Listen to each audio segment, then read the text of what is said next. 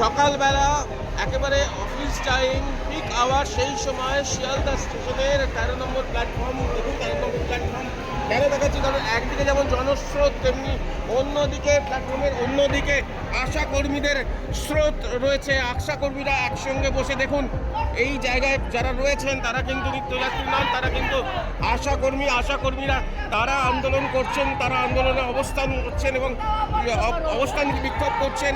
তাদের যে কটা দাবি দেওয়া রয়েছে সেগুলো নিয়ে প্ল্যাটফর্মের ওপরে সত্যিকারের এরকমভাবে বসে পড়ে এইরকম যে বিক্ষোভ, এটা নজিরবিহীন। সঙ্গে সঙ্গে যেটা দেখাবো যে প্রচুর পরিমাণে র্যাব মজুত রয়েছে এবং রেল পুলিশ মজুত রয়েছে এবং মহিলা পুলিশ তারা ঘিরে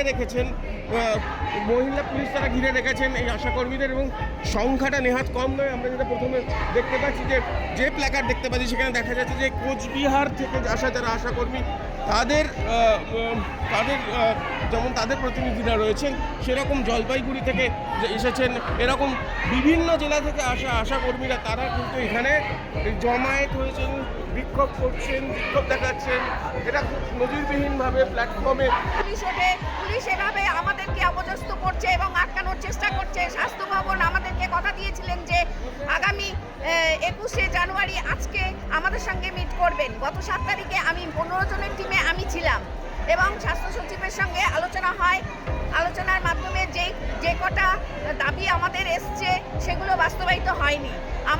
আমাদের মূল কথা হলো আমাদের বাস্তবায়িত করতে হবে যে কটা দাবি মানা হয়েছে, এবং মূল দাবি আমাদের 15,000 টাকা ভাতা বাড়াতে হবে। বাথরুমে যাই মেয়েরা, এতগুলো মেয়ে বাথরুমে যাচ্ছে, 2-3টে বাথরুম পুলিশরা বাথরুমের জল বন্ধ করে রেখেছে।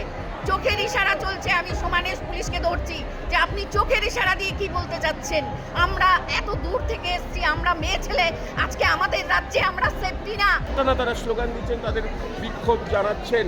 আপাতত ছবিটা কিন্তু যে কোনো মুহূর্তে কিন্তু অন্য কিছু ঘটতে পারে। অর্থাৎ পুলিশ যেভাবে আশাকর্মীদের ঘিরে রেখেছে, তাতে কিন্তু তাদের মধ্যে যে কোনো সময় উত্তেজনার পরিস্থিতি তৈরি হতে পারে।